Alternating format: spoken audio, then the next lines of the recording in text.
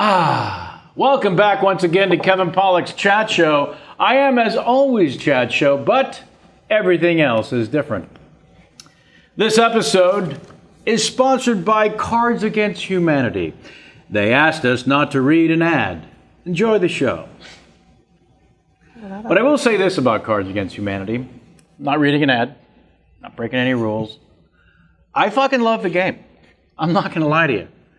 Tom Hanks sat across from me at this very table and said how much he loved the game. People love Cards Against Humanity. Have you not played? Do you need a new edition? Get off your ass. Make it happen. Do yourself and the people you love a solid. It's Cards Against Humanity. May I say what I like about Cards Against Humanity? Please. I like because my friends are super competitive. It's like one thing that you can't really compete at. It's right? Like you're just trying to play to your audience and like make each other laugh and have a good time. And it's not like who's the best and has the most points. That's why I like it. That's exactly right. Less competitive, more hilarious. You don't have to be good at anything. You just have to kind of, try to make your friends laugh. Maybe that's how they should sell the game. Yeah. You don't have to be good at anything. I think they should. What an exciting, if not historic, episode of the Chat Show. So long, Samantha Ward. Thank you so much for doing your best to make us all look younger. Samantha Ward getting a shout out. Samantha Ward getting the exit. Or as I like to call her, Samantha. Take it on the arches, Samantha. Historical launch today from our new home, the West Side Comedy Theater. Bring those paws together, everybody. Yeah, it's the beginning of new exciting things, much to be shared with you in the coming weeks and months. But holy gamoly, are we super excited about the new home and the new exciting things that are going to be happening here at this home. And next Sunday we'll be back with Kristen Shaw. And then we're going to take a week off. Got the whole birthday shenanigans. And you got the Halloween. Whose birthday? It's Brian Dole Murray's birthday, right? Brian Dole Murray was on Halloween, yep. And then we'll come back November 2nd with... I believe the Carrie L. West with his book about Princess Bride. I'm just going to talk about The Crush the entire time. You better. The Alicia Silverstone movie. Yeah, come on. That's all I'm going to talk about. Filmmaker Jake Kasdan, November 16th. And I believe Alice and Janney perhaps squoze between them. That's the threat. We'll see. We'll keep you posted. So yeah, what a 5 3/4 years it's been here for the Chat Show. We had the sweet auspices of first Mahalo.com over in the Santa Monica, not too far from where I'm sitting now. And then we picked it all up, maybe, what was it, year and a half, 2 years ago to Culver City? I think we moved from Santa Monica to Culver probably like 2.5 years. Yeah, and enjoyed the hell out of those auspices, and then got the boot. That company, Inside.com, moved up north. But what's the best part about all this? Jamie got the ice machine. I got the ice machine. The ice maker, the restaurant-grade ice maker that I've been coveting for 5 years. Lon Harris was shocked about all of this. He's like, oh, the Mahalo but mostly about the fact that you got the ice maker from Mahalo. I got the ice maker. It's industrial. You open the door, there's a scoop. You think, but it's at our home. I'm a little obsessive with ice. It's crazy. You can say she's the ice princess, but that would be wrong. But I'd be Elsa then. Yeah. There are other reasons why this new home is spectacular. This great space, West Side Comedy Theater, in the Santa Monica, just off the 3rd Street Promenade. Or as Corey Levin likes to say, we're giving a lot of shout-outs to our friends, by the way, today. But as Corey Levin likes to say, you go through the Croc store, and then it's on your left. Yeah. This has been a great space for me, and certainly for Jamie to come and hang the last several years. I did a few talk and walk-ins live from here in front of an audience. But we did a lot of great improv, some of the best in the city that I've seen right here in this space, and we're going to be telling you more about it. But I wanted to give a quick shout out to our wonderful new hosts, the West Side Comedy Theater. Yay. Yeah, love them dearly. More to come, more to tell, more about that. I worked till 6 a.m. yesterday in Canada. In the Winnipeg Pacific, in the largest polar bear habitat in North America. That just opened at the Winnipeg Zoo. We asked the polar bears if they wouldn't mind staying in the bungalow while we took over their half a football field size habitat. It's amazing and looks like the surface of the moon, and it's spectacular. It's the way that polar bears prefer it. This movie I'm doing called Borealis, with the amazing Joey King. She is a terrific young actress, 15 years of age, and Jonas Chernick, who's a great a talent out of Canada, who wrote the thing and stars in it. Sean Garrity's your director. I'll tell you more about that. You're burying the lead. You're working with two actors that have been on Degrassi, The Next Generation. And now we get to the only part that matters about the job that I'm doing in Canada. The guy who wrote it, Jonas Chernick, who's one of the leads, did appear as Mr. Well, he was Wesley's uncle, who was a teacher. He taught science. He was a physics teacher, I believe. And Wesley was the one who ended up having to tape his boner to his leg. He had to tape his boners to his leg because he was constantly getting erections, like in school. Bill Pullman's character had to do that in Indian Summer. I've been in films where people were taping their legs. But you also got your Jake Epstein, who was a major character on Degrassi: The Next Generation, of Craig Manning. Yeah. It's very important. He was the bipolar cat. He was bipolar. And he had a drug problem. Yeah. Ugh, it was amazing. And he should have been with Ellie, but he ended up with Manny. Please, spoilers, people. Forget that he ended up on Broadway in The Amazing Spider-Man. No, he's Craig. He'll always be Craig Manning in my eyes. He was Craig Manning, and that's all that you need to fucking know. So I'm flying home. Boy, is my Aurora Borealis tired. And who do I share the Calgary to Los Angeles leg with? That tall drink of water, not too dissimilar from our guest today, Vince Vaughn. He'd be the non-Jew equivalent, I would say, of our guest. Vince Vaughn, quite a delight. We did not know each other, and spent a few enchanting hours in the glorious gaze of Vince Vaughn, and turns out he'll be stopping by. Maybe we'll get him in here in November. He starts work on that second season of True Detective, which is pretty damn exciting. Melvin! But Maeve! That was a truly bizarre aspect. I think we're almost done with the old business and the new business, and we're about ready to keep our guest waiting on the perch no longer. Jamie, anything you want to add? Last chance. I was just thinking, I'm going to put on my Twitter feed, and then probably the chat show's Twitter feed, that I'm going to start hawking people to donate to my dance-a-thon team. It's in support of 826 LA, which I mentioned several times on the show. It's the place I volunteer at. It's a tutoring facility that teaches kids creative writing. Yes. We're doing a fundraiser, and I have a dance-a-thon team, Dance Hall Days of Thunder. Say that name again. Dance Hall Days of Thunder. Dance Hall Days of Thunder. Yeah. Okay. I like the mashup names. But I'm going to put a link on my Twitter feed, and because I was going to I tried to find it's a little complicated to just give. I'd like to say a link. It's like life.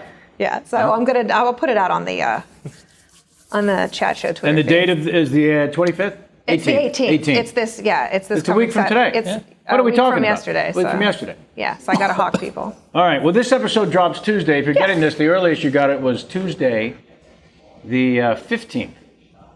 14th. Today's the 12th. I'm all right. A little strokey. Feeling a little strokey today. Can you hear the guys in the perch, do you think? Probably on these mics? No. We got a no from one of them, but did he hear himself say no? I did. Aha. All right. I'm very excited about our guest today, and I will tell you once we get into conversation why I'm especially excited, other than the fact he is a joy to the world. True. Which so many of you know. We'll get to the heart of it, if not the meat. He's easily in my top 5 favorite people of all time. He really is in top 5 favorite people of all time for Jamie. I'm going to put him in the top 7 for me personally. We'll discuss that. But please welcome Wayne Federman. Wayne. Thank you. Yes. Thank you. First of all, I love the array of beverage. Well, this is the... let's start there. Let's talk about it. Okay. One, I'm a big fan of this drink. I feel like this is the best beverage humanity has ever created, outside of this one. Uh-huh. This is the number one. This is the greatest thing. Water. And then water. It's no calories, delicious. You prefer it ice cold. But I like it only ice cold. Right. So we don't have ice here. I mean, we do at the West Side Comedy Theater. Yes. So anyway, and then I have a little of this because I just had a slice of pizza. But Sure. I love this stuff. I don't drink it as much as I used to, though. I've cut back. But I won't have the diet. And one of my peeves is when I order a Coke at a bar or something like that, and they'll say regular or diet. How is that a peeve? Because by saying Coke, you want a Coke. If you wanted a Diet Coke, you'd say Diet Coke. Yeah. I want a Coke. Means I want a Coca-Cola, Yeah. not a Diet Coke. If I wanted a Diet Coke. Why would I even say Yeah. Yeah. Wayne, then don't go to the South, because then it's going to be like Coke means just like soda. I know, Coke, yeah. Coke means anything. I remember Pepsi when I was a kid, speaking of the South, because they drink soda, or Coke as they call it, in the morning in the South. Wow. And they created a thing called Pepsi AM. No, they didn't. Yes, for your breakfast. Who created that? Pepsi-Cola. Huge company that actually is in competition with them, right? Sure. The beverage war, the cola wars. Yeah, This was part of the Cola Wars? Yes, it's part of Pepsi AM? You've never heard of it? No. You've never heard of the Great Cola Wars of the 80s? You don't remember the blind taste test? Sure. I remember the Crystal Pepsi. I remember many incarnations. Yeah, I mean, but Pepsi AM AM. was just in the South. Did they not bother doing Pepsi PM as well? No, it's just Pepsi. Pepsi I AM think assumes. or all other right, times? all other times. Wow. So, yeah. So that's it. So I don't know if I'm going to be drinking this, but just in case. Yeah. And I never really use these ever because I don't drink anything hot. And so you wouldn't put something cold into a coffee mug, I don't like the way it. even though it's the show sort of prop. No, I like it. Well, I'm going to hold on to it, and Okay, you'll refer to it. testing. Breaker 19. We got a 5. That's It's a CB radio. That's why I want you to have the cup at all times. Let me do. Why don't you do some Nixon material now? I'm going to do my. Here we go. Breaker 19. We got a Smoky. Is that right? Smoky? Sure. I remember. If only they had said through their CB, is that right? The actual truck driver. Wait, hold on. What's your 20? That means your location. And if you have to pee, that would be a... Not familiar with the P situation? Come back. What is it? 10-100. Really? Yeah. Let me say it again. Sure. They got a 10-100. I'm going to stop at the Denny's on 55 East. How's that? What do you think of 10? Wait, hold on a second. 55 would be a north-south freeway. Did you know that? That's 55? Yeah, that anything odd goes north-south, even goes east-west. I did not. You never knew that? No. Route 66, Route 84, the 10. The 10? This is why Wayne needs to join my trivia team. Exactly right. 405 would be, yeah. The 10, the oldest freeway. Yeah. In the United States. Some of them, the weird one is like the one, what is it? The one, this is so stupid. The 110? No, the 101. The 101 kind of. At some point. And then also goes, so sometimes it's. Sure. But as a rule, if you see an odd numbered freeway, it's going north-south. Okay, so for those of you that have already started writing in the comments or emails to contact@kevinpollakschatShow.com, those of you that already started, why? You start the email with why, Is this guy and then the again? Wayne's name is in there somewhere. Now you know. Now you know why I reach out to a Wayne Federman. And in this case, let's get to it. I reached out to you. We haven't done anything. So we're getting to it now. Yes. What was that just then? What do you mean? I feel like we were at This is all part of the show. That's what I'm saying. Yes. Okay. Yeah. When do we start taping? We started. What? Yeah, already. Okay, let's do it. So I reached out. It's now, as we do this, 1:20 p.m. in the Santa Monica, and that's California. when people smoke the pot? On Sunday at 12. Not 1:20. I believe it's 4:20. Okay, Yeah. close. Do you know the origin of 4:20? Sure. Okay. Well, it's Hitler's birthday. It's Hitler's birthday, and that's why people get stoned. Yeah, people are very That's upset exactly about what right. happened with that guy. Yeah. April 20th. Yeah, everyone knows that. Anything else? No. Again, those of you writing to contact@kevinpollakschatShow.com wondering why a Wayne Federman. It is 1:21 as how many hours ago were you reached out by me, as the kids say today? I was texted on my phone. And around 9:30 this morning, although I didn't see it until after 10. Yeah. Until after 10. And 10, why would 10. that be? Slumber? No, I was actually up, believe it or not, which is rare, because usually I like to sleep in till 11. And you don't mean just Sunday. No, I don't mean just Sunday. I mean any day that there's sun. This morning, when you arose, Yeah. what time was it? Like I'd say 8:30. And were you aware, in fact, that it was a Sunday? When you first woke up? That's a good question. When you first woke up? I think so. I know what you're saying. Like I live a life where the weekend doesn't really mean anything. Yes. Yeah, I get it. Yeah, I guess it was. I guess yeah, I knew it was Sunday. I knew it was Sunday.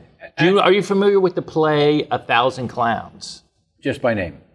Yeah. Well, there's a great monologue in there about you got to know what day it is.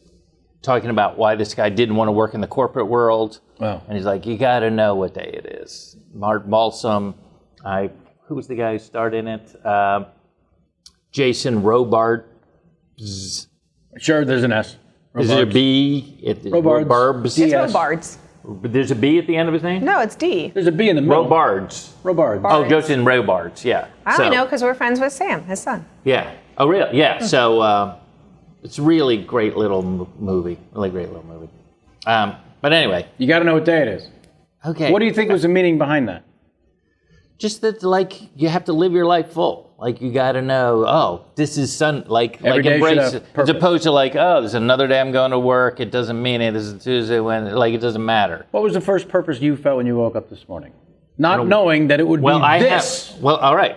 I have a project called the Chronicles of Federman that I'm working on. Right.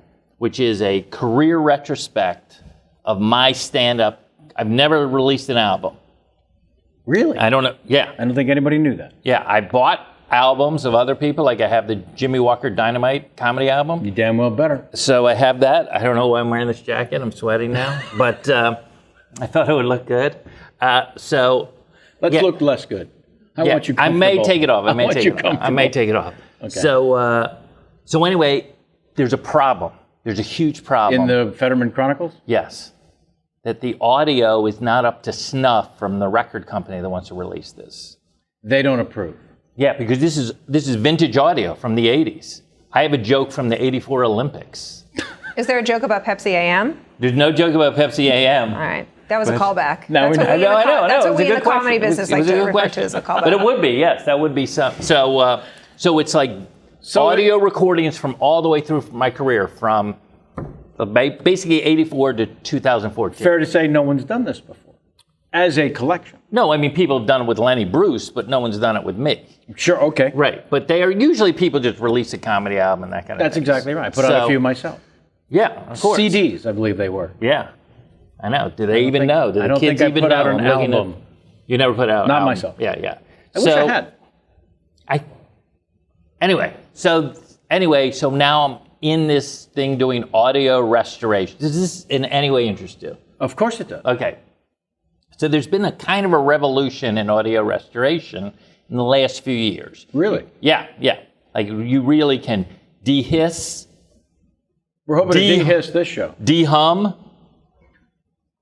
de-crackle, all of these things. How about creak? De-noise, De-creak? de-noise, this Can you thing. de-creak the all chair? Of it, it's like you can, so the technology is really rapidly changing. So I'm hoping. Consequently, the record label is saying you're not up to snuff. And I'm like, I think I can make it up to snuff. You can bring it because of the D business. Yeah.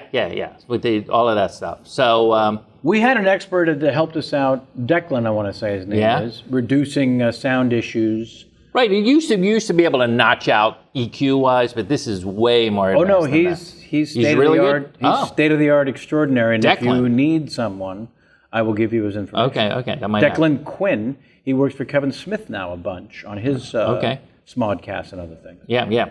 So that's what I woke up this morning, like kind of looking at some stuff online, and That's then the current project. That's my current project. In the meantime, of course, I think it's important to say that you've been on a bit of a tear in the guest star of the television world. I've got my notes here. They are. Mm-hmm. Jamie and I saw you on an episode of Married. I texted you immediately, suggesting you might have improvised some of your dialogue. And in fact, I had. Yeah. There was one line in particular, which was, "Are you asking me or are you telling me?" Not in the script. In the same way, not to brag, but I'm in a commercial right now with Kenny Rogers. Oh, we've all seen I'm it very multiple familiar with times. that. Yes, of course. Yes. Well, I'm not sure it's Kenny Rogers. I'm going to take your word for it. It is Kenny Rogers. I know. We're meant to believe that. Right. And but that line also ad-libbed, not in the script, we're supposed to react to him. Say, Yes. I understand Kenny or something like that. Right.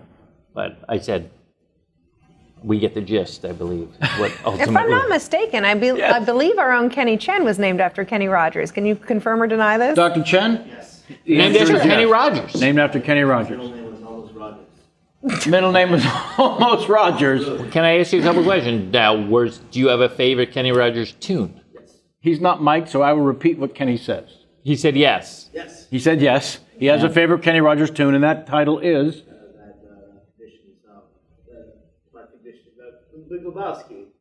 Oh, the Big Lebowski song, My Right. Condition. Yeah, yeah. The Condition of My Condition. Yeah. Maybe. That's your favorite Kenny Rogers song. Yes. I didn't even know that was a Kenny Rogers song. What was the town you were born in? Monterey Park. Monterey Park. Right.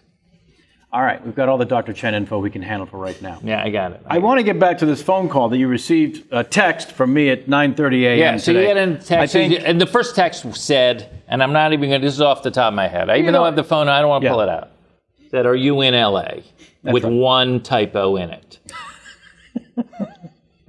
He's big on the typos. was the typo that it was just the letter N? Yes? Yeah. So, was that on purpose? It was abbreviated. Because the I is... I ran out of time. I didn't have the time to include an I. Right. Are you in Yeah, of course. LA? Right, right.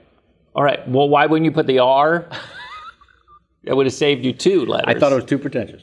Oh, okay. All right. I had the R originally. Okay. Are And you? Was it the letter U?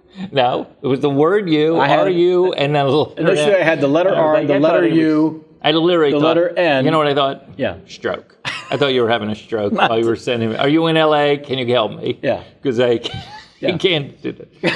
So I... You thought I was in LA, I had had a stroke, and I was reaching out to you to come to my home and hopefully Because you know, I'm get one of me your off the 7 floor. favorite people Yes, in the world. yes. The other 6 might have been busy. And by the way, one of my, I'd say 3 favorites in Los Angeles. Oh, that sounds So the nice. 7 have opened Yeah, up to the I world. appreciate it. I All right. appreciate the compliment. Turns So anyway, out- so we got that. So I wrote back at 10:10, yes, and then you wrote back, there's been a fallout. This Day is of only- cancellation. Day of cancellation, which is a term I've never heard Our of. third in 218 Sundays. So this morning you got a text from Email from our guest. that was Electronic sched- M, I call it, because I like to shorten it. Electronic M. Instead of email. Instead of, I see. You go the other But way. you're adding syllables. You went the other way. But Yeah, I yeah, still yeah. like to abbreviate Okay. at the other end. Yeah, you have respect for the process. Johnny He Galecki gets it. was scheduled to be our guest. Many of you may follow that on the social media, that the great Johnny Galecki was in fact scheduled to be our guest. He's a comedic actor. One of the stars of The Big Bang Theory, the single course. most successful television show in history. In history. In history. Based on finances and numbers only. That's what the success is for this particular statistics. So I myself arose shortly after you, maybe closer to 9 a.m., Yeah. and checked the email, and there's the one from Johnny Galecki saying, What did he say? written at 6:30 a.m. What did he say? What did this guy say? I think it'd be okay if I read it. Yeah, let's do it. Let's do it. Let's do it. Johnny. Doesn't that make sense? Yeah, Johnny has affected my life today. Yes, Johnny's affected all of our lives today. And I think it's important that we get to the heart of it. Yeah. We've really had a great time, he and I, in our communications. Like I said, I need to is all move the not- start time from 2 p.m. to 1 Oh, okay. p.m. My mistake. He wrote back a one-word response. Cunt. Love it. That is funny. That's hilarious. That's funny. A period or no? A period. Yeah. Okay. Please tell me you're okay with that, I wrote. And then he just wrote the single word. Yeah. So this morning at 6:30 a.m., Johnny Galecki writes, "Hey, brother, listen. There's been a nasty I do bug the brother thing also. that has worked its way through the cast and finally landed in me last night. Let's go to Ebola. Go ahead. I'm generally of pretty strong stock. Right. Little qualifier. He's genuinely Generally of pretty strong stock. right. But it's been a race to the bathroom every 30 minutes all night and seemingly getting worse before better. Not sexy. I really hope this doesn't fuck you up too much." Why even write that sentence? Right. Why not just own it? Yeah. I realize this is going to fuck obviously, you up how could this beyond not? belief. Day of. Yeah. I really hope. The show's on Sunday. When is he canceling? I'm gonna throw him a bone. You don't have to hope. that this doesn't fuck us up too much. It did. Yeah. I'm so sorry. If you can, okay. if you can forgive me, I'd really like to do the show at another time. Yeah. Been watching many episodes and loving it. Really? Have my Larry King game down. Oh, He's already created his own Larry King game. Love it. Again, I'm so sorry, Kevin. And then, sorry. and then here's the good part. Sent from my iPad. Okay. Now that I think that last part. What does that say to you? What do you Sent glean from my from? What do you iPad. glean from that? I gleaned that he's not on the shitter, which is where I thought he was. Why? Well, he's been up to the bathroom every 30 But minutes. I'm just saying that you could be. iPad, I feel like that's not something you have with you in bed. More so than on the toilet. I think the phone is a little more handy on the toilet. Oh, I see. Tell them I'm in conference. Right? I got you. Uh-huh. I don't know if I agree with that, but Okay. I don't want to challenge Do you have an iPad? No. Because I feel like I spend too much time looking at a screen in my life. So I have my iPhone, yes, and then I have my MacBooks. I'm all appled up. you're on the Apple teat. Yeah, no question. No But question. you've made a concentrated effort to not have an iPad. Let's be clear. I like the way it's an attack. That question is a slight attack. Why are you saying I make it yeah, I've tried not to. Okay. I've tried not to. The thought has come across your mind. I just don't want too much. Like, It's enough already with the screen. enough with the Yeah. screens. I like to live in life. Like when you appeared on New Girl recently. Just did it this Yeah. week. You just finished. Yeah, just finished. It won't air for weeks. I have no idea. Yeah. I have no idea. When They're people, probably 6-7 weeks ahead. That's your guess, yeah. But that was interesting because I also did a very low budget web series called The Skinny this week. So I went from, Joe Latrulio. as a matter of fact, that's incorrect, but a good guess if you want to be wrong. So this, I did this very low budget, like, you literally sign a release. There's nothing. There's no money. There's no, You had me a web series. Yeah, and right. And then the next day went to the New Girl set, which is a very successful CBS. Yes. No, Fox. Fox, It's on right? Fox. It's on Fox. Yeah. You went to the Fox lot. Yeah, Fox. No, we did actually location. But this is You had a budget. You had a pop-out trailer. everything. And I was like, okay, but it's still the same process. Like when they say, Go to makeup. action. Yeah. Go to makeup. I see what you're saying. Yeah, it's still the same process, but it's interesting. Like, okay, this is what a successful in its fourth year sitcom feels like. I find the biggest difference to be the size of the room you rest in, otherwise known as the trailer, and the craft service. Now, do you know what a double banger is? Not only do I know what a double banger is, I'm soaking in one right now. Yes, of course. This is like a show business thing. Like, is this too inside? Are you new to the term double banger? Yeah, I don't know what a double banger is. Like when someone well, then said maybe that means you've been getting good deals because along with the bottom falling out of salaries for most character actors such as ourselves, the single banger is pretty rare. Single banger. So the double banger means that the one trailer, it was cut in half. Oh, I got rooms. it. Okay. And why would they call it a banger? I don't know. I don't know why they decided to use weird term, the right? term bang, because it's got nothing to do with the British morning sausage, the banger. That's what that It's got is? nothing to do with Okay. that. It's got nothing to do with banging. There was no finger or otherwise banging happening. By the way, I prefer blasting when I talk Finger blasting? Just me. What do you think, Jamie? Because of the way it sounds? Yeah, I think it's a little funnier. Oh, it's funnier. It's like I finger banged her or I finger blasted her. If you're going for comedy. You're going for comedy.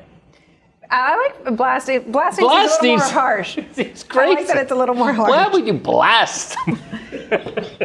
If it were a blast for her, Oh, I see what it is. then I would get it. Then I would see the bonus of ability. It's almost violent. It's almost like finger blast suggests it's like you're jet using propulsion. dynamite. Jet propulsion laboratory. We have liftoff. I finger blasted her. Did she come? No, she exploded. It was Jesus. A lot. But that's just for comedy. But I don't. But as you know, I don't swear a lot. So it's. I do know that about you. Yeah. So it's. But there are things that the audience needs to know about you. Oh, they do. One of the things I want them to know is that when you got the text at 10:10, with work as you shared with us at hand, right, fixing the audio, restoring audio, you're on task. Yeah. And you've got your Sunday because you do know what day it is. Oh, We've yeah. Clarified that yeah, as well. I live that, yeah. You had your Sunday to yourself, a day of rest, and you still were going to work. Yeah. And yet at 10:10, you say, yeah, I can be there for you. Of course. So is that a part of the Federman work ethic? Was that something that was handed down? At what point did you realize in your professional life?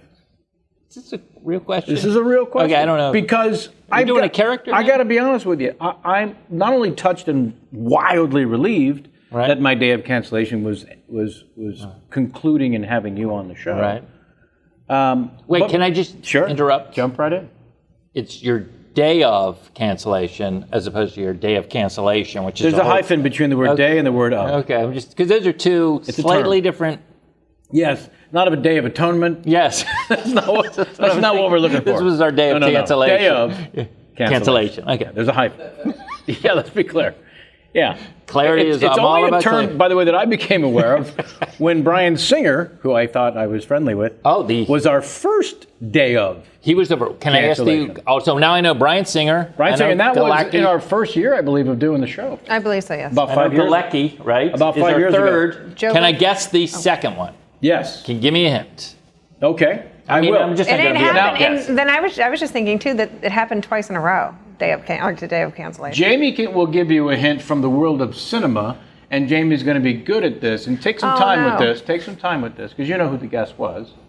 Yes. The second one. It's a she, and she's an actress. Now, Jamie's going to take her time. Okay, I'm right off the bat. I have something just popped into my head. All right. Just a name popped into my head. Do you want to? Because you're only going to be allowed one guess. I am. So would Then you I'd rather like have to. No, I'd like to take it right now. You'd write. Adelaide, I do not want the hint. You don't want the hint. I feel like I got this. So, okay. I feel like You're going to pull this from all the actresses alive, or you got some sort of hint prior? No, I think I know who this is. Okay. I'm excited as hell. Oh, I just sat back. I told J-Mac I wouldn't. Ally McGraw. Yes. Jesus. That's crazy. Yeah, Ally McGraw. How did you? Well, it's just, I don't know. It's just once in a while. That name popped into your head. It's Ally McGraw. So it's not. Yeah. She wanted to talk about the getaway. Yeah, 'Cause I remember when the getaway. Everyone who's watching or listening is going to assume this was planned. You could not have possibly pulled that name out of your ass. I know it seems, by the way, I'm giggling that it was all set up, but it wasn't. Well, it certainly wasn't, because you'd only have to check social media, because I mentioned who was going to be the guest. Already, it's out there. It's out there. Oh, this is because this just happened. This just happened 3 weeks ago. Yeah. Yeah. So I plugged who the guest was going to be already. Tell me. Tell you? Why do I have to I tell already you? You guessed. just said who. Oh, Ally McGraw. All Joe right. Beth Williams. Oh, Joe Beth Williams. I was ready to give a hint. No. What was Were the you hint going to gonna go? Were you going to go the big chill? No, I was gonna. My hint was going to Poltergeist. be that one of her most famous characters hails from the town of Cuesta Verde.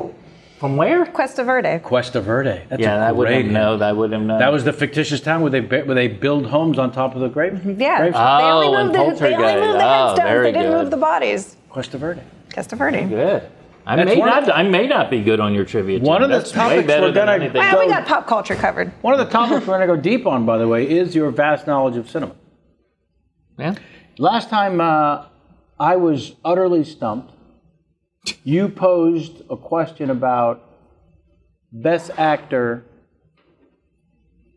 Yeah. Good. This is a good question, by the way. Just stumbling, quiet, stare at me, point at a piece of paper. How am I supposed to answer that? Do you remember posing this question? It was like a trivia. I think I know the question. Okay, what do you think the question is? As I There's stumbled been for it. two actors who have directed themselves To to an Oscar. best actor Oscar and win. Yeah. Yeah. Laurence Olivier. Laurence Olivier in 1948 with Hamlet, Yeah. And the other one, surprisingly, both foreign. not Don Knotts. Right. Yeah. Both foreign. Both foreign. Oh, the Berlini, whatever his name Yes, is. Yeah. The hilarious Life is concentration camp. Right. The remake of The Day the Clown Cried. Well, maybe not a remake. Maybe more of an homage to the film that never came out. Right. I could not think of a better time than right now, To having just said the words concentration camp. and Jerry Lewis. Well, you just now said Jerry Lewis. To do our thank you to the sponsor for other sponsor for today's show. I have another live read to do. Are you okay with that? Okay. Because it's a product, actually, Wayne, that I think you might be interested in. They're brand new to some of us. Mm-hmm. Their fans are growing exponentially and quickly. Loot Crate. Heard of them? This month, it's all about the spooky, creepy, and scary parts of your favorite geek and gaming franchises. Hang in there, Wayne. October's crate includes another epic shirt, as well as the recently confirmed exclusive Walking Dead and Capcom items. They're not just celebrating zombies this month, oh no, but a variety of creatures that bring, in all caps, fear. Don't miss out. Loot Crate is a monthly subscription box service for epic geek and gamer items and pop culture gear. For less than $20 a month, you get 6 to 8 items that include licensed gear, apparel, collectibles, unique one-of-a-kind items, and more. That's one of my favorite parts of any offer. And more. That's that secret special surprise kind of stuff. Loot Crate is like a friend who knows what you love and surprises you with an awesome present every month. Previous crates have included items from franchises like Star Wars, Marvel, The Walking Dead, wait for it, The Legend of Zelda, and many more. You have until the 19th at 9 p.m. Pacific time to subscribe and receive that month's crate. And when the cutoff happens, that's it. It's over. Make sure to head to lootcrate.com/Kevin. Enter the code KEVIN, K-E-V-I-N, to save 10% on any new subscription. Fans of this show, listening, watching, I'm going to ask you, if you have any interest in this world whatsoever, and you are delighted by this opportunity, please go out of your way to support Loot Crate, thereby supporting this show. We depend on you ever so much and your help so that I can pay my crew a stipend on a weekly basis. And we can continue to do the show that you allegedly love so much. LootCrate.com. Wayne Federman is my guest today. We just started to scratch the surface as to how utterly thrilled I am he's here and what he's been up to lately. And also the fact that Johnny Galecki was only our third day of cancellation. You had a very important job, I believe, for 1 year at least. Yes. As the head writer for the monologue as it was launched. Yep. Late Night with Jimmy Fallon. True. On the NBC. Yeah. National Broadcasting Company. The American Broadcasting Company. Or yet the Columbia Broadcasting Service. I knew that. I was good. I was about to chime in. I love acronyms. It's the same here. The EPCOT, do you know it? Experimental Prototype Community of Tomorrow. She's on it. SCUBA, self-contained underwater. Is that one you know? Yeah, I know. Self-contained underwater breathing apparatus. Yeah. I love acronyms. Yeah, it's good. I think you're supposed to lobby one back at this point. No, I'm done. I'm out. All right. Tap it? Yeah, I'm tapping out. So you were the head writer for Late Night with Jimmy Fallon. Yeah. It was a brand new show on the television. It was launching. You were tagged for this job. How did that happen? Well, this is... How much can you tell us? I can tell you a lot. Jimmy Fallon, a year before the show, even before it was announced he was hosting it, but they knew it was going to happen. Lorne Michaels, the most important man in comedy. As it turns out. And late night for sure. Yeah, I'd say the most important man in comedy, maybe in history. Certainly in the last... In our lifetime. And certainly since Johnny Carson. Yes. He told Jimmy, he's like, hey, guess what? You need to go back on the road. You need to get your chops up. You're going to be doing a lot of stuff in the audience, stump the band kind of. Sure. Like, he goes, and Jimmy was thinking, I'll go out, but I don't want to do my old material. So I'd like to write a new act. Contacts me, says, hey, Wayne, can I open for you while we go out on the road? And then during the day, together, we'll help craft this new act together. And I was like, well, of course, because people are going to come see you because you're kind of a movie star. And even though my name is going to be above it. And so that's what happened. He was a massive star from Saturday Night Live. Yes, he's a massive star from Saturday Night Live, but Yeah. still had a little bit of a Rocky leading man. Sure. And to me, everything was set up for him to have this huge film career. You know, like he could do the voices. He was personable. For whatever reason, those movies, whatever reason. Well, And- there's more reasons why films don't work for the audience than there are that they do work. It's a bit of a lightning in the bottle when everything works together. And Right. for whatever reason, there was a succession of films for Jimmy, and he was up in the air, one could say, in terms of what to do next. Yeah, So this really did come at a perfect time for him. perfect time. The fact that he reaches out to you to say, I want to open up for you, And then let me just tell you what happened. Please. So he opens up for me. During the day, we write comedy together. To be honest, between you and I, very easy guy to write for because he's got 12 arrows in his comedy quiver. He can do act outs, he can do voices, he can sing, he can, it's absurd. It's absurd. Yeah. It's like I'm so limited in what I can do. He's unfairly talented. Exactly. Yeah. All of those words are correct. So it was easy. It was easy. It was like we were writing stuff. Within like a month of kind of touring around these clubs, we switch because he now has 35 minutes. I was like, you should be closing the show. People are basically coming to see you. And then I would go back in a Cinderella type way to my original life position Sure. as an opener. Right.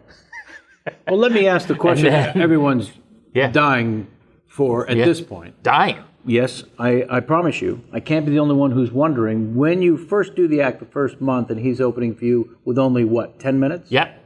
How annoyed is the audience? Let's face it, he's wildly famous. They've seen you at these clubs and have enjoyed you, and we're going to come back to see you regardless. But now you've put someone overshadowingly famous on this the is what bill. happened. I told him that. I said, people are going to be upset. He's like, because I play music, like he would come out, he could basically do 15 minutes. Sure. And then I would do my act, and then I'd bring him back. Great. And then we do stuff together. We do a song, a thing, and then he'd do his old closer where he sang songs of the 80s to one.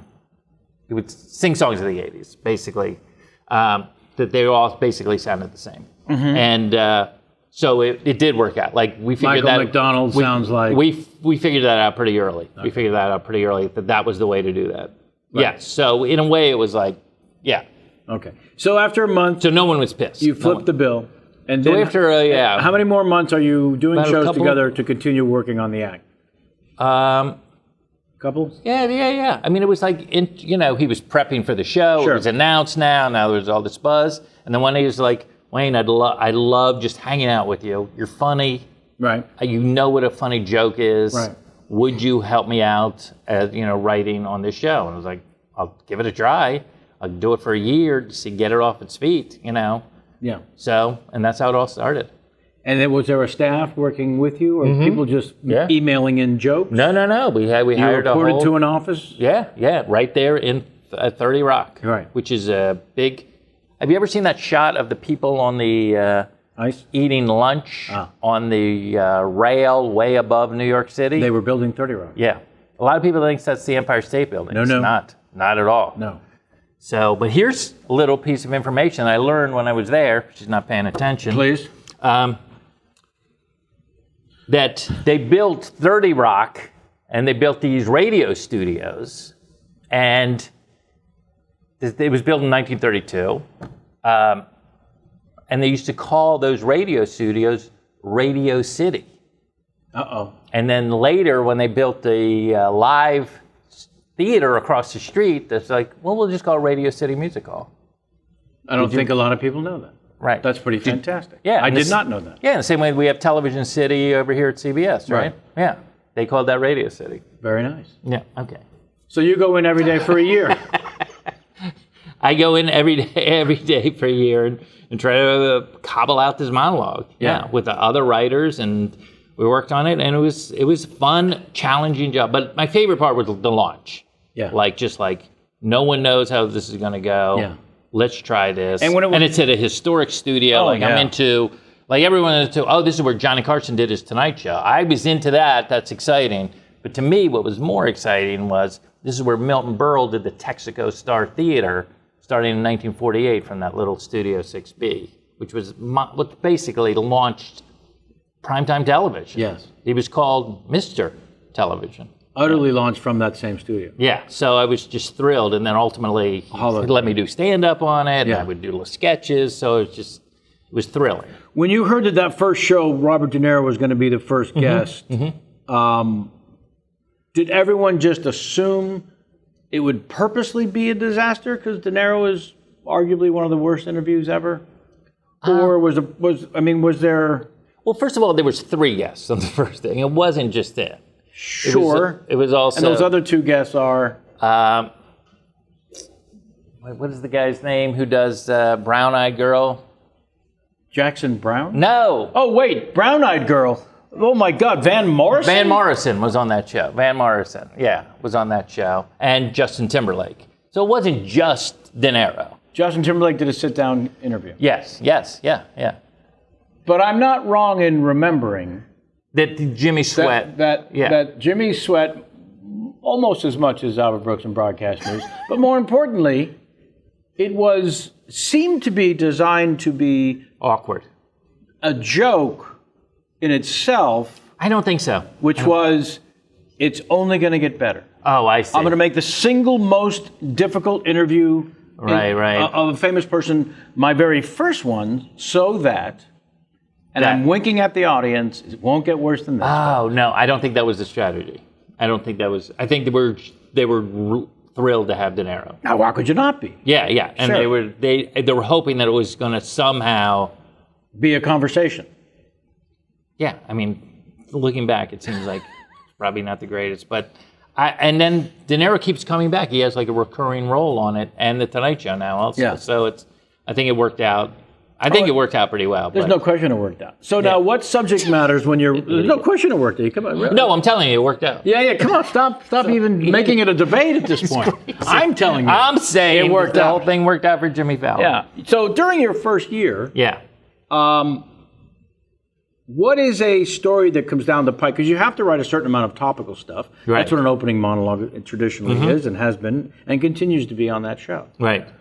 What sort of topical thing comes up in the news that day or what have you that you're on the fence because the gallows humor seems to be the only thing that's working? Oh, right. And is it just too soon? Is it just too soon? Yeah. It's very tricky. And Lorne Michaels brought us into his office, had the popcorn, the whole thing, and talked to the monologue crew about that sometimes you can, even if you could get a bigger laugh, saying something a little edgier, that in the long run, it's not going to help the show. Even though in the short run, you're like, oh, that joke killed. Now you're establishing something that we may not want to establish. So we were very careful about keeping it within that. But you don't mean tee off with a 7-iron the way that Leno did for many years in his monologue. Tee off the 7-iron meaning you hit it right down the middle and not very far. Jimmy always tried to do like a little quirkier stuff, a little off, but he's still just basically doing that monologue. It's this still, and sometimes we would later hear like a joke and like, oh, we're doing the exact same premise, a little different punchline. Sure. So I don't know. Yeah. So there really wasn't. I mean, I was very mindful of that, and I also. When I was watching Lorne Michaels at the time, I realized this guy is like a genius in the macro, in the big picture. Yeah. Just genius. Like that he saw the whole thing. He knew the whole thing. And he told me that he once saw Jack Parr in that studio do that show. When he was a kid, he came down from Canada to watch it. Dear Lord. Yeah. And Hugh Downs was the announcer who did the warm-up.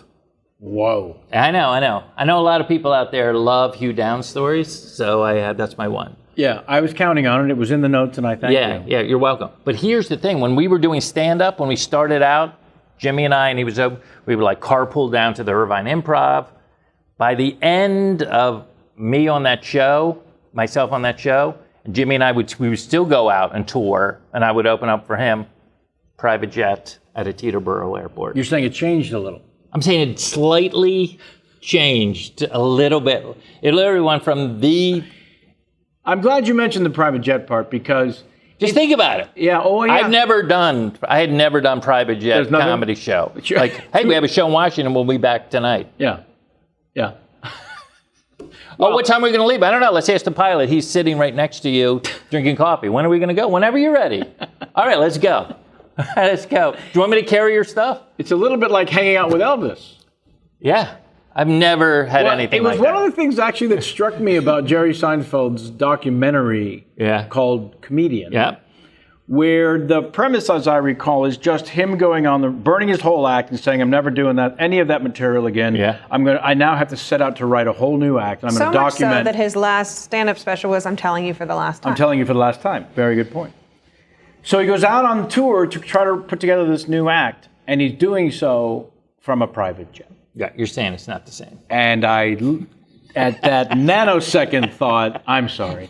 Did you just try to make your struggle relatable to how many people? I felt like in the movie he did struggle a little bit. Well, like, especially when he played governors. Yes. When he played governors, Yes. like, how big do I have to be for these people to shut up during my act? Yeah, no, thank you for sharing that. And also going over your notes while sitting on the private jet. Thanks for showing both sides of how hard it must have been. No, I don't think the point was it is hard to do it. It's unbelievable. It is hard to do it, even on a private jet. Yeah. And thankfully, Orny Adams, is that how you say his Orny name? Adams. Yeah, thankfully he was around to be the villain also. Right, to juxtapose that. Yeah. But, so it was a complete, we're just traveling down the 405 to get in on a jet. It's remarkable. It was incredible. Yeah. Yeah. And he's very, like you said earlier, ridiculously talented. He's unfairly talented. Unfairly is the word you use. But also,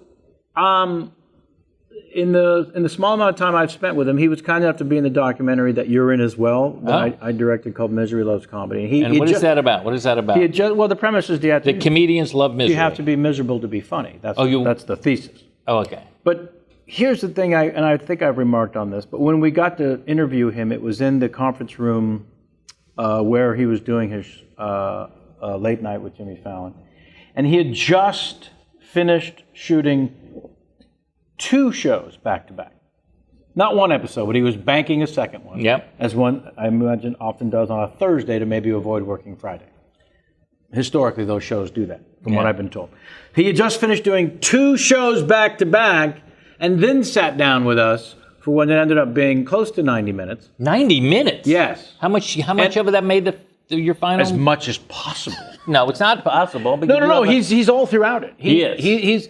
He's one of those people that we drop all the way through because I'm not stupid. Right. But but because he actually shared stuff that I don't think anyone knows about him. Right. And as his flame burns brighter and brighter and brighter and brighter and brighter. No doubt. It just made more and more sense. That what he was saying is even more sort of powerful. Yeah. As he becomes more powerful, and showing a side to him that is. Well, you realize I'm taking credit for him being funny at this part of his career. I think you are, and that's kind of what I'm getting. Yeah.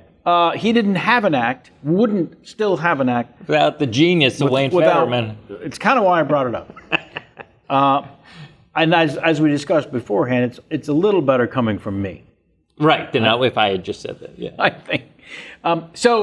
But he showed that side of him, as I was getting at, that was almost like you want to be able to catch him at some point, like the man behind the curtain in Wizard of Oz, pay no attention to, where at some point he rips off a mask and is pure evil, because he's the opposite. He's unfairly talented, but also absurdly well-mannered and generous and polite and thoughtful of others. And handsome. And strangely handsome. Yeah. Cute. He's got into handsome in his 40s. He just turned 40. Yeah. Yeah. What did you send him? Just an electronic M. Uh-huh. Are we going to see a breakdown at some point of Jimmy Fallon? Are we going to see a meltdown? Is the mask going to come off? I see. Is he going to lose his shit? Are we going to find out that he's drinking way too much? Or that he's abusing someone? I don't. What's going to be the scandal? It's not. It's coming. You think it's coming? I do. You think it's coming? It's. I don't want to speculate on it.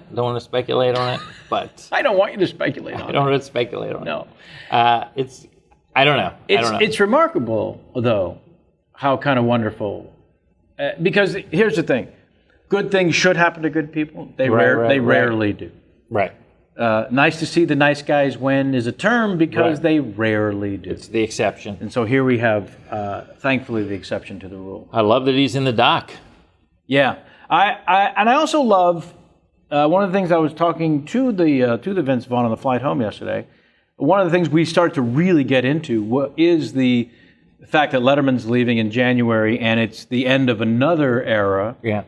The way that Carson was the end of an era, and how all the new guys, new-ish, they've all been around almost 10 years or more, whether you like what they do or not, that issue aside, I do really appreciate and respect and like that they've all made their shows their own. Because I remember Carson saying that he was told by, I think, Fred Allen, one of the great radio comics, the best thing about a talk show is the host's demeanor, personality, and then that they're genuinely engaged, of course, with whoever the guest is. But we're going to tune in because we love the host, because we love the talent, the personality, whatever it is. That's what makes a talk show, when in fact we think we're watching because we're based on a particular guest that we want to watch. But if there's any regularity, it's only because... No question. So all of the new guys, whether you like that Fallon tortures his guests by making them do some competitive thing, as I said to Vince, when you see the pure joy that Fallon feels when he beats the competition, the guest, when he shoves it in their face that he's beat them on his show, the opposite of a generous host that he is, it's kind of pure. It's real. It's genuine. It is good. It's not shtick.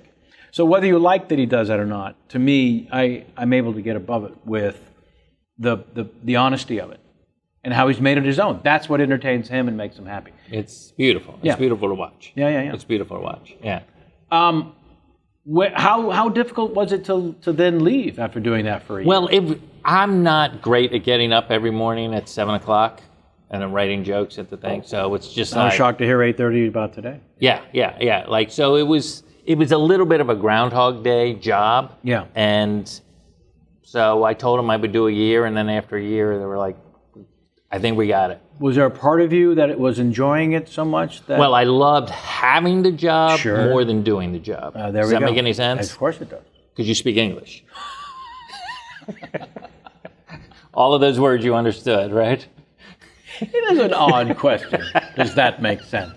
It's almost like the way a comedian drives a term behind the joke to protect it. Yeah, let me give But I see. Yeah. Watch any of Dennis Miller's specials. He drives the behind his jokes harder than anyone since Bob Hope. But I want to tell you, that's what that whole thing is just protecting. There's not going to be a laugh here, so I better say something. For God's sakes, I don't want to hear silence. So does that make any sense? Like Rickles used to do that too. Yes. Anyway, folks. Yeah. So anyways, you ready for this? The Soda Regis Philbin. So I did love having that. And for the first time in my life, and this is very honest, in my whole show business career, I had people kind of cozying up to me. Yes, they were. I'm sure they were. Yeah, that felt weird. You were a gatekeeper. Yeah, that was to get to Jimmy, the thing, and so it was to get on the show. To get on the show. Yeah, like managers and managers. If I may, people who love to ignore me my whole career were suddenly, hey, Wayne, and so that was bizarre. I might have reached out to you just a year ago. Yeah, in a couple of months when I first thought I might like to get him for the documentary. Seth Herzog, who does warm up for the show, of course. Ultimately was the one that put me in touch. But I think I seem to recall I too knew that you were the gateway to Jimmy Fallon. So that when you were on the show must have been a nightmare. No. It just felt weird. It just felt weird, to be used. Or you're just kissing up to me. Is that the right word? I think it's a term more than a word. Yeah, you're right. It's a term. Like my own medicine comes back because I do this to people all the time. And let me just say, it tastes bitter. The way one's own medicine should. Yeah. My own medicine, like, I do that to people all the time. By the way, we're an hour, a little less than an hour into the show, 55 minutes. How are we doing up in the space shuttle? I've yet to give thanks, and please remind me if I don't at the wrap up to Tim Jennison for providing us with the equipment necessary to do the show, to the TriCaster there, the machine that makes it all happen. Of course, the TriCaster. But how is it up there in the crow's nest? Great. I'm getting thumbs up. Yeah, it's all Oh, it hasn't been recording the entire time. You guys have conversation. I assumed from the lack of panic and waving arms that we were in good stead. Yeah, of course. So we're wrapping up now. No, we're not. I want to take some time. No, we're not. You sure? We're going to finish in about 20 minutes. We got a solid 20. You sure? We've only gone 55 minutes. So I don't Seems like a lot. I don't want it to be a short show. Seems like a lot. This is a book that... Wait, what were we just talking? We weren't finished with something. What were we just talking about? You want to finish? Yeah, didn't we? I felt like you were done. No. No, we were talking about the oddity that is people kissing up. Oh, kissing up. Yeah. It's a strange thing when it first happened. That was weird. I mean, listen, to be in charge of writing the monologue is a very specific role. However, the words "in charge of" still apply to the job you had at a wildly famous television program. Mm-hmm. Even as an institution, starting with Letterman. Was Letterman the first to follow Carson, or was Tom Snyder the first to follow Carson? Oh, right, to do a show after The Tonight Show. Yeah, it was Tom Snyder, and then he was replaced by Letterman. Yeah. And it became, from the one-on-one that Snyder did to another version, really, of The Tonight Show. Right there. And there had only been 3 hosts of late night. Conan O'Brien, Conan of course, the other so one. that's already pretty good pedigree. Spectacular. Of white guys. White non-Jewish guys. Yeah. That's who does late night. That's exactly right. The great white non-Jews. Yeah, that's what happened. That's a very specific demographic. Can I do this? Can I do this? Yeah, please. This is what I was thinking. That I would love to see Carson. Yes. See if I can't If he was still... Maybe you can help me with this. Yeah, just I'm an sure idea. I can. What? Carson. Yes. Still doing the monologue today. All right. Okay, which would be something like, I'm not great at it, but it would be like, last night I had a little too much to drink. How much did you have? Well, just so much my Uber driver got a DUI. Like the new references. Let me just say, this weekend I went to Coachella. I went to Coachella, and I saw, it was very, Tupac Shakur, they had a hologram. Tupac Shakur closed the show. So realistic. How realistic was it? The hologram got shot 3 times. I got to go out on tour. I love the Arctic Monkeys. I just want him. Yeah. That is a great bit. Yeah. Is there I'm something going there? to steal? Huh? Yeah, all right. I mean, I can pay you for it. You can. I'm better. I would feel better if now that it's being documented for the internet. But it was just something I was thinking about, just like all the terms, so I unfriended him, just that didn't even exist. That's fantastic, Wayne. Didn't even come up with one. Amazing. I'm surprised somebody has that was an amazing bit. It's painfully great, and we need to go. And clearly, you and I need to go on tour together. All right. Because I need a new act. I'm not as comfortable opening up for you. Yeah, but I would love it if we I like being in the in the opener. Oh, let's go do some dates. Yeah, let's do it. Okay. Because you can write these in your sleep. Yeah, I have a feeling. Yeah. That's what, I set my Google alert for. All right. Never mind. Other shows we're going to see you on.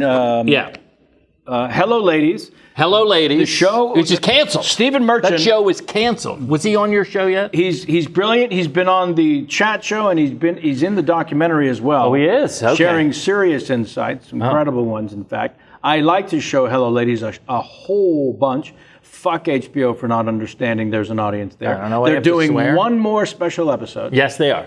And send off. Do we know when it airs? No. The month that it airs. I know it's going to air not on television, on HBO. I thought that was Netflix now. Yeah. Do we think it's this year? I have no idea. Okay, good.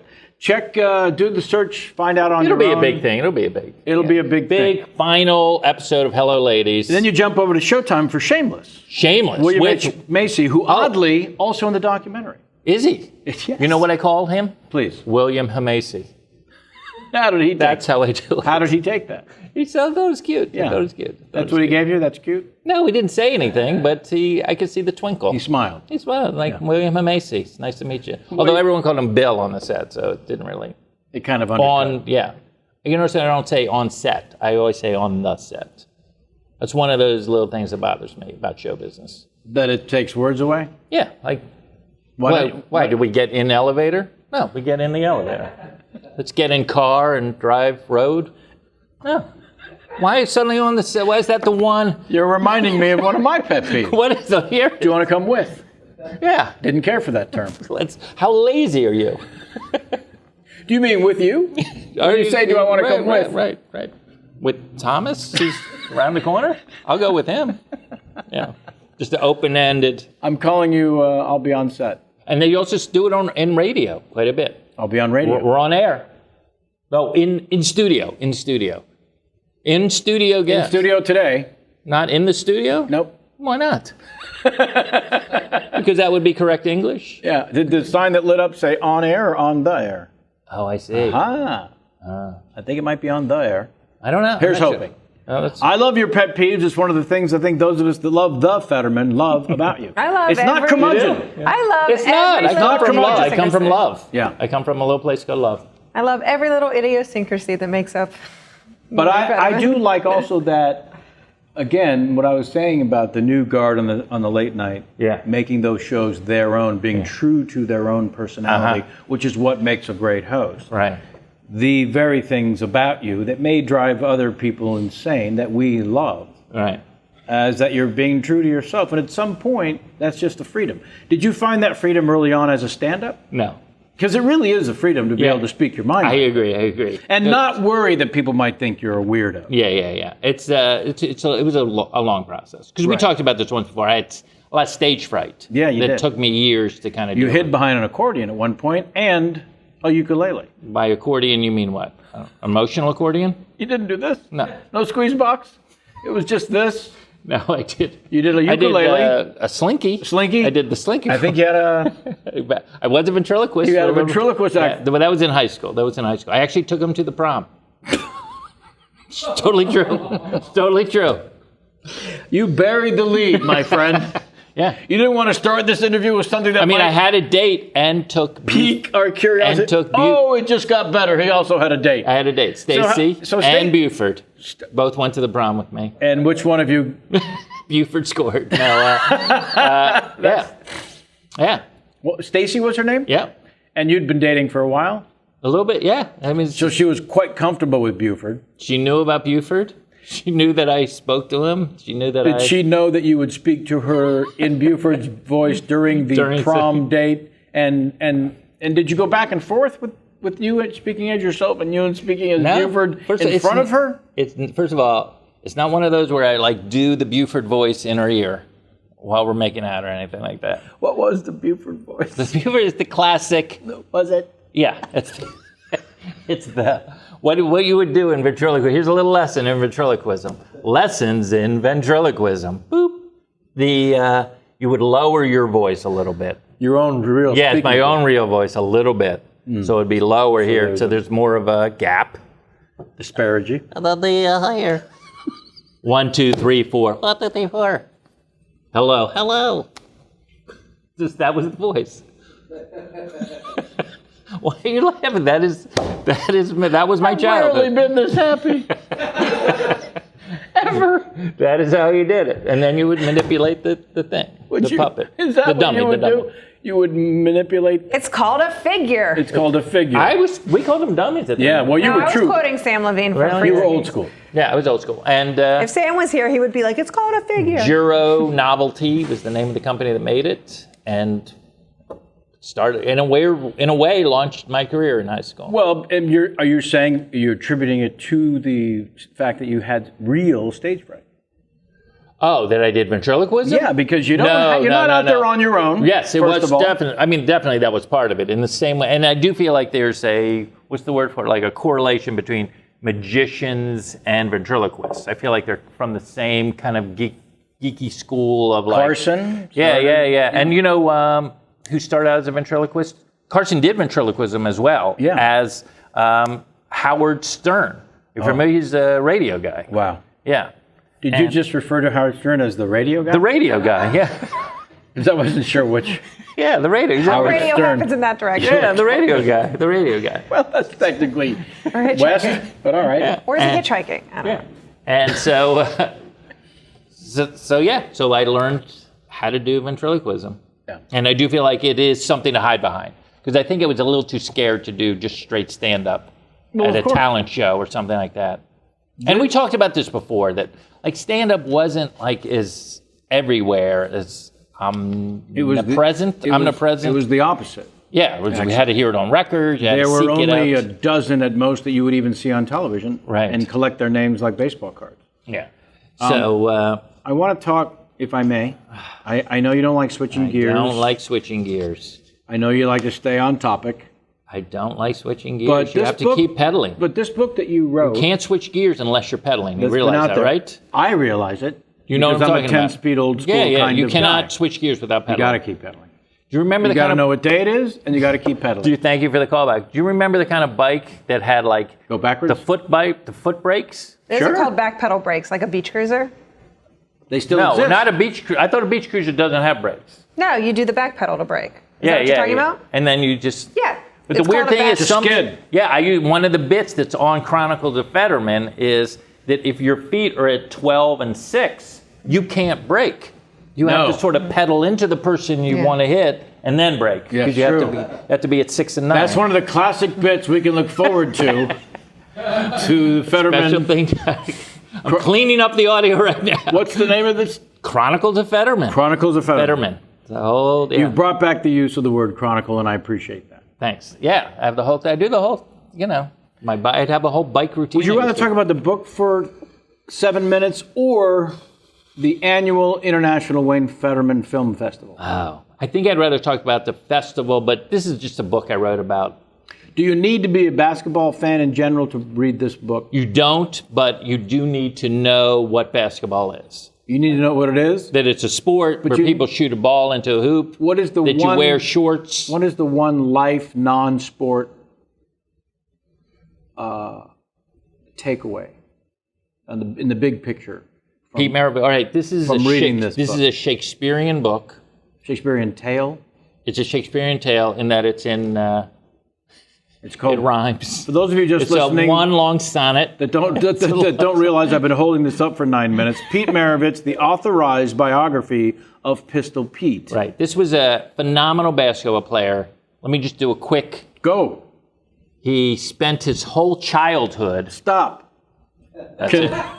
I like it. Continue. Learning basketball at an unheard of level, practicing day in and day out obsessively to be this great basketball player.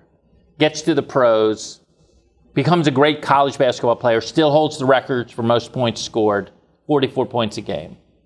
Average. That's his average game. He scores 41, he's going below average without a three-point line. That's not the most amazing What's thing. the record he holds? Most points per game in college basketball history. College basketball. And then he goes to the pros. He plays kind of like a Harlem Globetrotter. He's phenomenal. His passing is ridiculous. Ridiculous, but his teams don't win, so he comes under a lot of criticism. Not happy playing pro. He feels like he's wasted his whole childhood pursuing this dream of being this great guy. Retires, depressed, almost suicidal. Finally finds a little happiness with Christ, finds a little religion. Drops dead at age 40 of a heart attack. They do an autopsy. They find out that Pistol Pete Maravich, greatest scorer in college basketball history, great pro player who never won a championship, was born without a left coronary artery, never should have lived to the age of 20. That's scientific fact. Medical fact. I interview doctors. I interview a number of doctors all about it. Born and live without a left coronary Coronary artery. artery. Yeah. Basically half heart. You're saying it was a human miracle. Medical miracle. I think no. that's the takeaway. Okay, so let's do take 2. Ask me it again. What is the non-sport life takeaway of this book? Medical miracle? That's what you get on take 2 from a Wayne Federman. You get perfection. You get editing. That's good. All right, now let's talk. 2 words. Let's talk your Medical. pure love of cinema. Yeah. And how Oh, the Wayne Federman with our last 8 minutes. I love the timing. I like to give you a window. Yes. How did we go from 7 to 8? Well, that's what I do. Give us as much Yes. as you can in really 4 minutes Yeah. of the Wayne Federman Annual International Film Festival. Right. This is something that you've been part of. I was Thank proud you. to present Thank you. a film. Yeah. This is because I love comedy, love comedians. Consider myself a bit of a comedian historian. Okay. And love that I'm still in the business, still writing jokes. And I also love film. So I decided to combine the two and have friends of mine or comedians I barely know present movies that they love in front of an audience, sitting in the crowd, introduce the film, watch it with your fans and fans of those films, and then do a little Q&A afterwards. So it works on a number of levels. Yeah. When it works. Yeah. Where And when it doesn't, when it doesn't work, it's still good because you still get to see a movie and get to see a comedian. Well, you basically get to see the comedian you love geek out on something he loves or she loves. yeah, And you learn a lot. I know you had Bill Burr on this show just a little while ago. we did. Guess what movie he picked? Of all the movies to show. My Fair Lady. Well, that's nailed it. You nailed it. Okay, let me ask you somebody else. Ally McGraw. It was The Dirty Dozen. I love The Dirty You Dozen. do, yeah. I do. Robert Aldrich, yeah. John Cassavetes. Yeah. So he loved it. We watched it. I felt we learned a little something about Bill that you wouldn't usually, like he used to watch it with his dad, and he has, all of that. It was great. And so that's the idea of the festival. When's the next one? Next one's going to be next year. I don't have the exact... 2015. Yeah, 2015. You're not sure of the month. Sometimes we do it in March. Sometimes we do it in April. And when you say we... We do it at Cinefamily, and we do it over a weekend. We usually have six movies that we show. Like we showed, Aziz Ansari showed Back to the Future. Do you remember that movie from 1985? Of course. Yeah. Robert Zemeckis. Yes. Yeah. It's a very famous film. Oh, it's famous. Okay. Okay. They did 3 of them. Oh, they did. All right. I wasn't familiar. So Jamie can tell you more about it, actually, than... Well, the 3 years of movies came out were 85, 89, and 90. Now there we go. So that's it. So it's so much fun for me. I get to interview people, and I don't pick the films. No, you don't. I only pick the comedians, and they select their films. Do you remember which one I chose? Of course, it was The In-Laws. Arguably the funniest movie ever made. Arguably. And you're saying you'd have to be great at arguing for that to be true. I wouldn't. You mean arguably? No, if you're great at arguing and you have It just happens to be my favorite. But yeah. Wait a minute. That's not what you told me. Comedy film. That's not what you told me. You told me that you liked Arthur better. I said there are more jokes per page in the screenplay in Arthur. Arthur, for jokes written, is the funniest for jokes per page. Yeah. And then funniest film based on the performances, I go with The In-Laws. No comparison. Thanks for blurring the whole thing. So it's like 2 separate things. Yeah, no, they are. Yeah. I like to get specific. I love The In-Laws. Yeah. I was thrilled that you did it, and you were the perfect guest because you were passionate about the film. You knew a lot of. You told stories that no one had heard, and it was. And not only that, wasn't Penny there as well? Penny Pazer, who played the daughter. Yes. Yeah. Is that? Am I saying? I think that was a surprise to me that you might have known. Yeah. Did that bother you? Did she? I wasn't thrilled. Always a giver. Always a giver.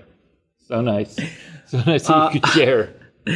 Where can people find out more about the festival? You can always just go to my website, WayneFederman.com. Yeah. And Twitter. I think I'll tweet some stuff about it at Federman. Mm-hmm. And that's it. I love it. I really like doing it. It's really fun. It's pretty spectacular. I can't wait for the next one. Yeah, it was good. Last year, Kathy Griffin did The Dead Zone. Wow. You know that movie? I believe Christopher Walken may be in the film. Yes, he is. And who else recently did it? And then obviously Dana Gould did Doctor Strangelove. Surprised you didn't do one of the Planet of the Apes movies. But I know. Yes, he picked a genius film. Yeah, so it's really so far. That may be my favorite Kubrick film, hands down. It is? Yeah, hands down, not the same as maybe. I'm going to go with hands down. It's hands down my favorite Kubrick. Well, because it's the only one that's not like the others. It's the only. Is it the only comedy? Yeah. Yeah. Sure. I think it is the only. Shining's hilarious, but I don't think intentionally. Well, that's just the bear soup blowjob scene. Yeah, the bear soup cracks me blowjob up scene every for sure time. And here's Johnny, technically gets a laugh. Right. Give me the bed, Wendy. Give me the bed. That's also funny. But yeah, Dr. Strangelove is genius funny. It is. It was great, and I mean, so people present films, and you find out more about them, and it's fun for you. It's great for you. it's one night. It's one night. And it's, am I right? The official title is the Wayne Federman International Film Festival? Correct. Okay. And WayneFederman.com. Yeah. And at Wayne Federman? No, at Federman. Sure. Don't even bother with the Wayne. Yeah. His name is Wayne Federman. He saved us today. I cannot thank him enough for doing so. He's a great friend of this show and a lot of the people who make it happen, such as myself and Jamie. And how many of the questions did you get to?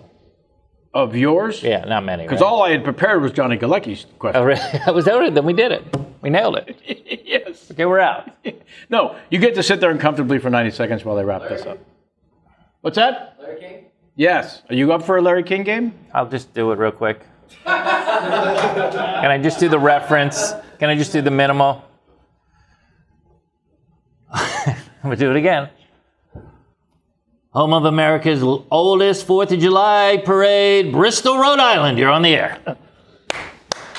There it is, the Larry King game, truncated for your delight. It's a truncated version. Thank you for that. We were running late. I do really need to take a moment to thank Tim Jennison, who is the CEO and founder of a company called New Tech, who created the machine called the TriCaster, which allows for live editing for a show like this and many shows, if not for the NFL and so on, to live edit from one beautiful genius contraption as opposed to a giant truck with 17 monitors as it used to be. We were given the Rolls-Royce of TriCasters by this extraordinarily, inexplicably generous man, Tim Jennison, and I do want to take this time to thank him from my heart and from all of our hearts here at the Chat Show, as well as the West Side Comedy Theater, where the TriCaster is going to find a new home of experimentation that you'll be hearing a lot more about in the coming weeks and months. So a big shout out to New Tech and Tim Jennison for that. Samantha Ward did the makeup, made us look so wonderful. Sean Casey opened up the doors this morning here at the West Side Comedy Theater. Which of the other partners should I give thanks to? Looks like one of you. Byron's hanging out in the corner. Yeah, it seems like Byron was kind enough to stick around the whole time to make sure that we didn't fall through the floor, so thank you also for that. J-Mac and Josh up in the crow's nest, as we're going to call it, running the Rolls-Royce of TriCasters. Kenny Chen down here on the floor. Danielle Overland, our media maven. And Jamie, thank you. We miss Sam Levine. He'll be back allegedly next Sunday with our guest Kristen Shaw. Thank Earwolf for popping us up on their wonderful network. And the YouTube, the Hulu, and the iTunes. Write to us at contact@kevinpollakschatShow.com. We want to hear from you. Let us know your thoughts about anything we do here on the show. I'll read some of your emails next Sunday as J-Mac will forward them to me, won't you? Yes. Correct answer once again. Until next time, believe it or not, we pulled off a miracle. It's 2:30. We got to get the fuck out. Until next time, and as always, get out of my face.